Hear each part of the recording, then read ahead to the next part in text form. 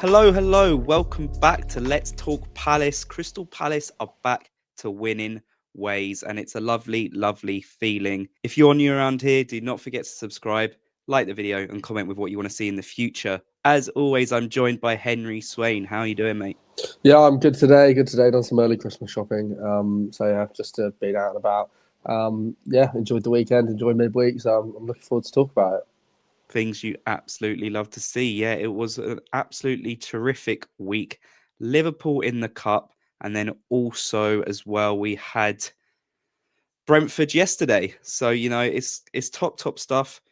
We'll talk about it all, obviously, and also look ahead to next week because it's a huge week. But getting the 3 points, especially in the Premier League, was huge ahead of the games we have coming up over November as well. But first things first, let's talk a little bit about Liverpool. Let's talk about it because even though Arne Slot completely took the mick and put a whole youth squad on the bench and, massively rotated, it was still a very confident victory. You do not go to Anfield and, enjoy the experience as much as we did. It was a thrashing. What did you think of our team performance? There was a bit of rotation from us as well, obviously, Cambo and that. How did you find it? And what did you think of Slot rotating as much as he did?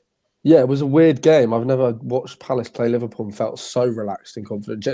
Genuinely, just had my feet up, was just expecting us to win. And part of that's down to their starting lineup. Although, they did rotate quite a lot, but that's still a good starting lineup. You got a World Cup winner and Alexis McAllister in the middle. You've got Chiesa, who's proven that he's a good player. Endo, Robertson, experienced senior pros. Mamadashvili in goal, I think it was as well. So it was not an awful team. Even Kirkes playing as well.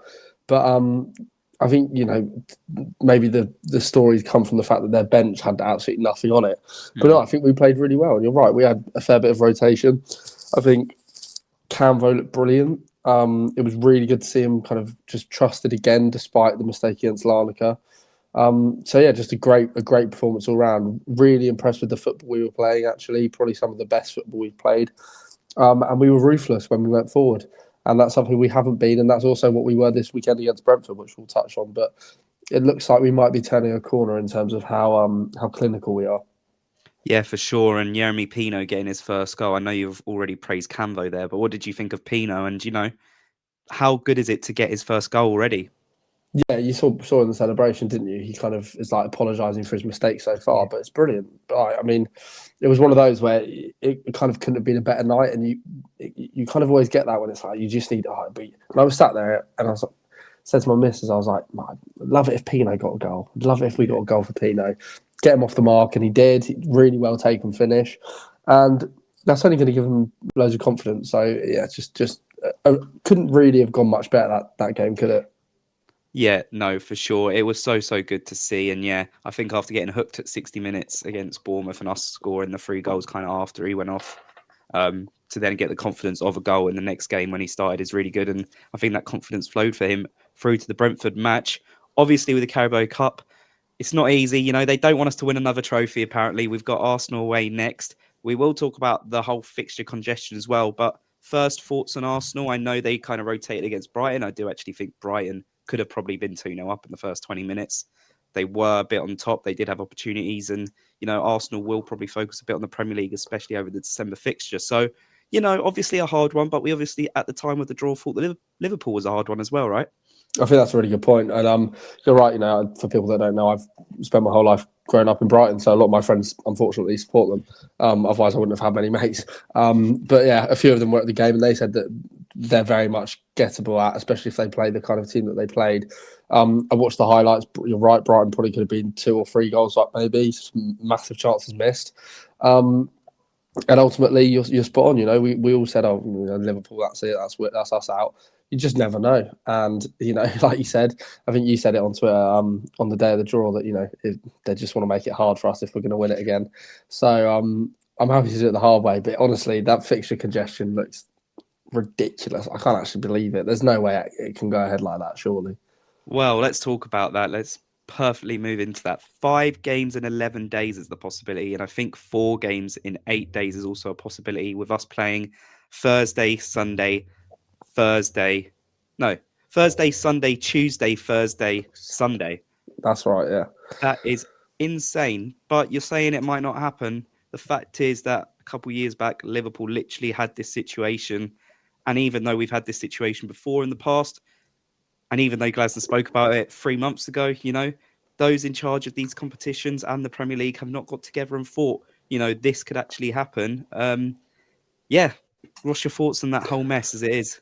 Well, they kind of hedged their bets, didn't they? I assume just they've always hoped that the Conference League team never qualified for the quarterfinals of the Carabao Cup. And it's just a very weird risk to make because, like you said, it's Thursday, Sunday, and then Tuesday, Thursday. I mean, that's absolutely insane. That's what, 3 games within the space of 5 days. It's just absolutely ridiculous. There's no way that you could expect. And I know Glasner doesn't like to rotate too much, but I can't imagine if that does go ahead like that and we don't manage to get one of the fixtures moved. I can't imagine that he's going to be very pleased with that, and he's definitely going to have to rotate because as much as these guys are fit and they're professional footballers, 5 full 90 minutes three full 90 minutes in 5 days is absolutely insane. I mean, there's no time for training in between those games. You'll have a rest day, match, rest day, match, rest day, match. It's absolutely ridiculous. Yeah, and there's also the possibility of losing Sarr halfway through that run, I believe, as well, towards the end of it, which is just crazy in itself as well. Losing a key player for it. It is crazy. It is comical. That is even a situation. And to be honest, I really want the big teams still in the Carabao Cup, or the European teams as well in the Carabao Cup. But this season, the Carabao Cup's been an absolute farce. You've got all the European teams as normal, not going into the next round. Then the round after that, all the teams in the Champions League and Europa League were given an easier draw on purpose, so they weren't actually able to play each other. So you've got that situation, and now you've got this situation. I'm not saying domestic competitions shouldn't take priority, because it isn't, to be fair, like the Carabao Cup's fault in that sense. But when they now know there's this situation with Europe and added more matches, then they need to sort it out as well. It's an absolute mess. Glasner was fuming when he got asked about it. He will be absolutely fuming. I mean, he won't be happy if this goes ahead. The apparent Christmas Eve possibility is not an option because of policing issues or something. And I know there was a bit of context about Arsenal apparently not fancying the 16th, but I don't know how much truth there is in that, because I saw some of them got Twitter checked on X. They got community checks. Community knows. So not too sure on that, but at the end of the day, every club's going to be selfish in this situation. So if it's not benefiting Arsenal, they're probably likely not want it, and vice versa. Absolute mess, but we'll see how it goes, right, mate? We'll see what happens. If we have to do it, one game has to be thrown. It could, or it could end up being the best week in Palace's history. We could win 5 games in the space of 8 days. It'd be incredible, wouldn't it? We would be unbearable. We would if we aren't already. No, that would just be insane. But no, yeah, it's just a really weird situation. I do think you're right. It's a good point I completely forgot about the League Cup, where they made it so that the Champions League and Europa League teams couldn't actually play against Premier League opposition for the first round. That's just so bizarre. Yeah. When you kind of deep it, that's actually just borderline rigged. Seems to be just completely unfair. Like on the likes of Swansea, who managed to do quite well and get themselves a game against City. But honestly, I completely forgot about that. It's just ridiculous. But yeah, you're right. If we end up in that situation, we'll give it our best shot. I'm sure we'll probably see the same starting 11 five games in a row within that 8 days, and we'll probably somehow find a way to make it even the most exciting week and lose all of them, or the best week and win all of them. Yeah, Munoz may actually die. That's the issue. Him He's and the one who Mitchell generally might have to play all 5. Sosa's going to get a straight red card and a 3-game ban in the first of the 5, and then it's just going to be Mitchell and Munoz just dying for the rest of it. Oh, amazing. It's crazy. And it will go like this, but Palace will basically this season have played 31 games by the end of December, which, we are the big boys now. We've won a trophy. We're in Europe. We got to accept it a little bit, but 31 games before January is, surreal for us, really, isn't it? Yeah, and we did. I don't want to be negative, but we did speak about it in terms of the squad depth, and I'm really worried, to be honest, because I just cannot see a world in which we're in the thick of that, especially when we use players to AFCON. And then it's like, okay, looking around and sort of, okay, well, great. Well, we have nobody. We have literally a thin squad, and we're struggling. I mean, the likes of Liverpool struggling, and look how much money they spent. Yeah. I think January is going to need a lot of investment, if I'm honest. Yeah, it's a bit of a weird one. Uche's going to get his chance in December for sure. He's got to take it. Nketiah is injured for at least 3 games, hopefully back after the international break. But because that's the hamstring injury again, that's got to be monitored as well. And there's no way he can have too much involvement in 4 games in 8 days if that's still a little bit of an issue, going into December. So yeah, it's going to be a big January, I think, if we are still in all these competitions, which we generally could be, because this is what happens with Glasner. We go on cut runs, we do well in the league, and we take every game seriously. So it'll be really, really interesting to see what happens. We'll move on now. Brentford at home, Selhurst Park. After losing to Everton, losing to Arsenal, losing to Larnaca, and drawing to Bournemouth, there was big pressure on this game, and you know what? We came out perfectly on top. It was the perfect performance. I think it made Brentford look like a championship side for most of that game. Yes, they dominated possession, and people are going to look at them stats, but Brentford only started dominating possession when we allowed them to after the second goal, because we just felt so comfortable. What were your thoughts on the game, mate? I had an absolute nightmare trying to watch it. I thought I was working, and then my family had a spare season ticket, but it was just too late notice. Oh, And okay. obviously, with it being Halloween on Friday, I went out and I was ridiculously hungover yesterday.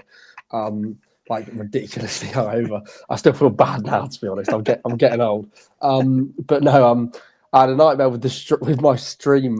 Just wouldn't load, and then it did load, and then it broke. And then I managed to watch it for the most part, though. It's just very comfortable, to be honest. Yeah. I didn't actually see either of the goals live because my stream went down when both of the goals went in, which was great.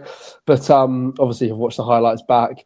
I think you're right. It's just like quite a pedestrian performance, and I think you're right in the with the possession stats, because like you're spot on. We were 2-0 up. We kind of just gave them possession. I think we almost went to a back six. I thought we were going to a back six at the end when Camvo came on, but then Munoz gets chucked at bloody right wing for a bit, as if he's not tired enough. He's like, "Go on, son, jump up front." But no, yeah, just a very comfortable performance. I think disappointed in Brentford. I was expecting a lot more from them. I think from what I've seen from their few fans that they have on social media, they were disappointed. It was a bit of an off day for them. Complaining about the ref, which I thought was weird. I thought the ref had a really good game. Probably the best refereeing performance since that Fredrikstad, the first leg at Selhurst. Just got everything right, to be honest. Didn't fall for any of the kind of whining, and was pretty reserved with his bookings as well. So I quite enjoyed his performance. Just comfortable. Mateta getting a goal was brilliant. He took it really well. And also, it was one of those games where there wasn't that much in it, but the difference was we took our chances. I know Sarr could have had it. Watching that back, I watched the highlights back again this morning, and when he when he hits the post, it's like half the ground genuinely thinks that's gone in. That you can hear them celebrating. So close, but for the most part, took our chances. Fortunate with the own goal, but again, this is what happens when you lob the ball into the box, and it's why teams are exploiting that. Just a great win against a tough side. Definitely a potential banana skin. And we've come away with a 2-0 win with no injuries and looking pretty comfortable. So really good, to be honest. Yeah, I believe that might be only our second home win against Brentford since they got promoted. So yeah, you're exactly right. It's a tricky one for us. We completely outplayed them at their own game, which is something everyone's talking about. 2 set pieces from our goals, the long throw in and the header. Wow, the header from Mateta was one of the best headers I've seen live for sure. It was a ridiculous finish, bearing in mind the one-on-ones he's missed this season. To then go and score that was crucial for his confidence, really, really big. We have to talk about the one person who we probably slated a couple of weeks back, and that's Jefferson Lerma. Glasner, many probably thought Will Hughes was going to come into the side for Wharton because he was ill, but Glasner brought in Lerma. Made sense. Everyone thought the aerial dominance, he could come in, but I don't think we expected him to have as much of an impact as he did. And how good was that performance from him? Yeah, he is. He's a really handy player, And I've kind of always said, like, we got him on a free from Bournemouth, didn't we? And it's just one of the most underrated signings, I think, in our history. He was really poor last week, and that's why we said that, because he did have a really bad game. And he wasn't offering anything, and he was kind of a big part of why we were struggling to break Larnaca down. But in fairness to him, yesterday, I should say, he was absolutely brilliant. His passing was good. You could see he was trying to be more forward thinking, maybe being a bit more confident. And I just can't believe how good he is in the air. I mean, he's not even 6 foot tall, I don't think. And he's just unbelievable in the air. He wins almost all of his aerial duels. He's just so consistent. And yeah, just obviously with the weapon of the long throw, especially when you haven't got Chris Richards playing, although obviously he did yesterday. Having the two options in the squad that can take the long throw mean that when one is injured or one isn't playing, you've still got the opportunity to do that, and you're not kind of just picking someone for the fact that they can throw a ball a long way.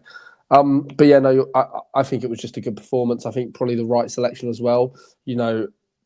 Brentford have quite an industrious midfield with Henderson and Yarmulke, is it, next to him, who Yeah. should have been booked early on, by the way. Mm. He made two awful tackles and got away with it. But I think Lerman was the right call. He was brilliant. It also means you could bring someone like Will Hughes on later, who I Yeah. think really impacted the game nicely, just made sure we kept the ball well. So you're just having this depth and having the different options that you can choose based on the opponents, and it just gives us so many options. And I think that's definitely something that's become a positive, and it's kind of slow progress with that depth. You think about Hughes, Lerma, Wharton, Kamada, even. It's kind of one of each of them coming in over the last kind of 4 or 5 years, and it's slowly become a really good depth in midfield. Not to mention, of course, hopefully when we get Chet Doucouré back, he can be added to that list as well. So yeah, honestly, Lerma very impressive. I think he just offers us a very different dynamic and gives Glasner a lot of options. Yeah, for sure. And I think we also saw that Glasner learned his lesson. The 2 games he's had Kamada starting, he knows now that he needs to have at least Kamada or Wharton starting probably in every game. So then a player like Lerma can thrive at what they do, and they don't have to do the stuff that they're bad at, which was the progressive passing that we did not see against Larnaca. So again, this time 12 months ago, everyone was slating Kamada. No one saw him having a Palace career. People calling him one of our biggest ever flops. Got sent off in November last year against Fulham. Awful performance, didn't need it. And the red card, it just summed him up that first few months. Now he's like one of our star players in terms of what he brings to the team. Started in the semi-final, started in the final of the FA Cup as He well. just looks so confident as well, man. I mean, just Yeah, like he's shifting past players, he's dribbling through players, taking shots on. He came really close with that kind of left-footed effort that he kind of drilled a yeah. bit wide. But it's so good to see how confident he is, isn't it? Yeah, it's amazing. It's just nice to see that signing's worked out. And now we're thinking, oh, he's only got like half a year, half a season left on his contract. We need to try and get him to sign a new deal as well because he just feels so crucial at the moment. And some games he might still not have some of the traits we might need, but 90% of his game in the Premier League he has sorted out perfectly, and he's a perfect Premier League midfielder now, in my opinion, for us. Really, really nice to see. And it'll just be interesting to see how much he keeps on growing this season for sure. I think as well, we praised Pino a bit before you brought up Sar's missed chance. I thought he probably should have scored that, but it's kind of getting pulled a little bit. So it was hard for him to be balanced and shoot. It was still a very good opportunity. But yeah, it just felt easy that game. And that's hopefully the Palace we're going to see now over the next few months, back to that resolute style. The clean sheet for me was important. And to be honest, everyone talks about Mark Gay every week. Only Palace fans are talking about Maxence Lacroix. Only He's them. so good. He is How, so mate? good. Yeah, describe your thoughts on how good he's been this season. He's the definition of a Rolls Royce centre back. He is unbelievable. The way he handled Gyökeres at the Emirates. This is a striker who is known for just being chaotic. That's his whole game, is being chaotic, dragging defenders over the place, causing problems, causing mishaps, etc., etc. But Lacroix was flawless. I mean, he is just so good. He's not only really good at reading the game, and I love how aggressive he is and how he reminds me of Mamadou Sakho in the way that he steps up to players and really meets them on their first touch and kind of hits them hard. But he's able to do it where Mamadou Sakho would maybe get spun, and that would be that. Lacroix, he's quicker than the majority of forwards in the league. So he kind of just, and I love it. He doesn't look like he's sprinting. I can't really describe it. When he's running at full pace, he kind of just looks like he's kind of gliding. It's really weird. But he's just been brilliant. His passing's improved as well a lot recently. I think he's now really comfortable on the ball. And he's kind of taken the kind of natural, where Mark Gay is more of a kind of lead by example type of captain. Lacroix has kind of taken it upon himself to become the kind of real leader in terms of being vocal, and you can really see it on the pitch how he's always talking. Whenever Canvo, I loved it as well against Liverpool. Whenever Canvo made a challenge or anything, Lacroix was straight over there instantly to congratulate him. He's just come on leaps and bounds since we signed him. And again, flawless. Igor Thiago's had a really good season this year. I think he's Yeah. scored 6 or 7 goals. Caused a lot of issues for a lot of very good central defenders in the league this season so far.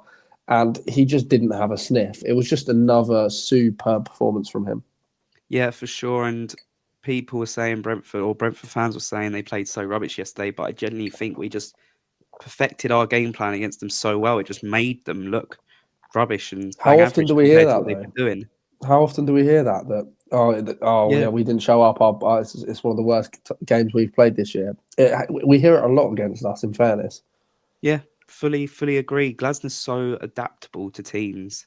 Um, and, to be honest, losing to Arsenal is kind of accepted. The draw against a very good Bournemouth side, that was really good as well. The loss to Everton, no one really cares about because they're literally just our bogey team and we're cursed against them. So can't say anything there. So, to then have this game against Brentford and actually, get 3 more points in this fixture than we did last season. So it's huge positives. But again, as I said earlier, it was a huge win for us because of the week and kind of the month we have in November. Up next, Thursday, Alkmaar in Europe. My God, that we need the 3 points there. We really need them there. And then Brighton on Sunday. How do you see this week going, mate? Are you stressed a little bit? it's a tricky one for me, isn't it? I'm actually working the Brighton game. I'm producing for Oh, BBC yeah. Sussex, so I really hope we win because otherwise I'm gonna have to take calls from Brighton fans afterwards, and I think I might actually just off myself. No, Alkmaar, we should win. They've not had a very good season, to be honest. Kind of languishing just outside the top four, I believe, in the Eredivisie. They're not doing that well. Of course, lost 4-0 to Larnaca, and after us seeing how Larnaca play, to lose 4-0 to them, you'd have to be pretty shit. I know that they did have a man sent off early on, so that probably contributed, but I think it should be a win. I think we just need to stop being so kind of anxious and nervous in these European games. That's the only way I can describe the feeling of watching us last week was that less so that we were struggling against what we were faced up against with the low block, but more that our players were just more anxious, and we don't Yeah, need to be anxious. absolutely. There's no need for it. I think just keep playing with the same confidence. You've beaten much better teams than us at Alkmaar this year already. So just do your thing, and we can play. Hopefully, they'll kind of come to play at us a little bit more than we've seen against some of the other teams in that competition. But I think you'd expect to win there. I think we need a win there as well. And then, to be honest, for me, Brian, as I said earlier, all my mates that are Brighton fans are absolutely shitting themselves, and they're convinced that we're going to absolutely trounce them. But if you look at history, I think Palace Brighton is a cup game every single time. I mean, you literally never know what's going to happen. I think form does kind of go out the window. The only time I can think of the game kind of going exactly how you'd thought it was when we had Hodgson and he brought Elise on and then took him straight Yeah, off because we were just doing so poorly then. It made sense that we get battered. But hopefully they're all correct and we absolutely trounce them 3 or 4-0. But I just can't see it happening. I think it'll be a tight game. They'll show up. Danny Welbeck will get a goal because he always does against us. But yeah, I mean, if we got 6 points across those two games, obviously in the different competitions, that would be a very, very good week. That would obviously be 4 wins on the bounce, starting a new run again. So we just got to wait and see. yeah. I think Brighton are doing all right this season. Really, they are 10th. I know their fans always think they should be this top four side these days, but 10th is probably a decent position for the squad they have. They're picking up decent results. They've beaten, I think, City this season. So they definitely are a threat. But us being at home, I think that's huge. Glad our record against them recently has been huge, and the fact that our fans are just going to sing about winning the FA Cup for 90 minutes, that's huge as well. Like it's going to feel a bit like a party, but I think the atmosphere will be proper like the Liverpool game was earlier this season at Celeste. It will have that 12th man feel to it, and it's going to be fun. It's going to be fun having a little wind up, of course, and hopefully we do pick up the win. I think it is a really important game for us. I think, yeah, if we can get 6 points this week, the mood over December will be Even very good.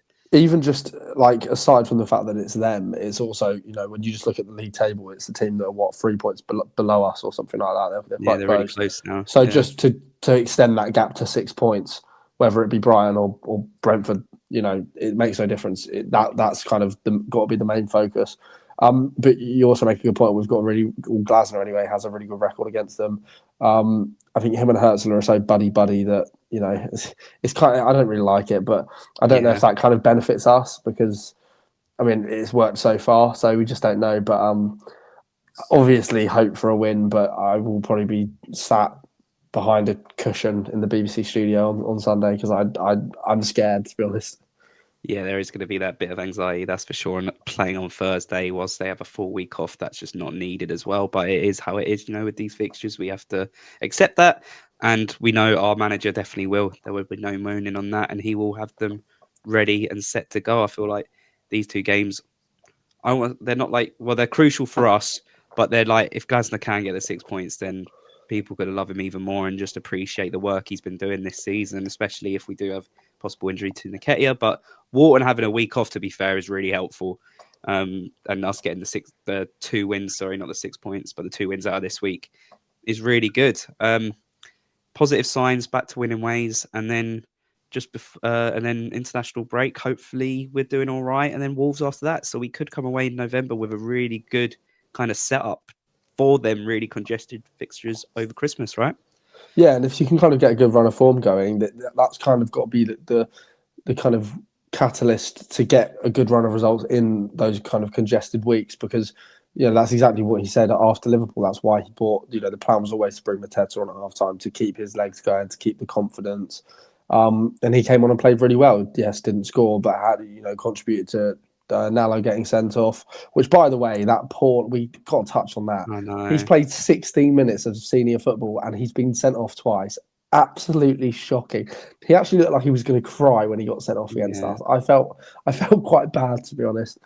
Yeah, I felt sorry for him as well because He I completely get why it's a red, but also like I It's a little think bit sometimes, harsh. It's a little yeah, bit he can't harsh. literally do anything. It's one of them where Yeah. I feel like Devaney slowed down a little bit to get the contact, Yeah, and no, then it's smart. And if it was anyone else, if it was Van yeah, Dijk, Canate, I'd be buzzing. But it yeah, was the yeah, fact he kind of puts his shirt over his head and he looks like I he's going to know. cry, and he's like, why has this happened again? Like, why me? I can't even imagine. That must feel awful. But he's probably earning loads of money, and he's like 17, so I'm sure he'll get over it.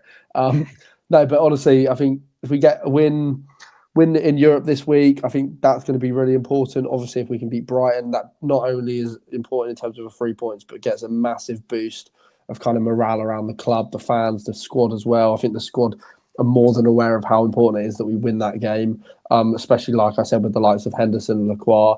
And then you kind of beat Wolves, which you should really, and then it doesn't really matter who you're playing in that run. We've shown we can beat anyone, and if you can kind of get into the position that we were when we were on that 19 game unbeaten run, where you just feel like you can't lose, then that would be perfect. So I think the best thing we can do is prep ourselves as good as we can, and to do that for me would be winning in midweek and against Brighton, and then Wolves as well, and then just seeing where it goes from there. Yeah, completely, completely, mate. Well, that is all for today. We will be back after the Brighton game to analyze the whole week, and hopefully, it is a positive video like today's. If you're new around here, do not forget to subscribe, like, comment, let us know what you want to see more of. And yeah, if you're listening on Spotify as well, don't forget to follow. We will see you later.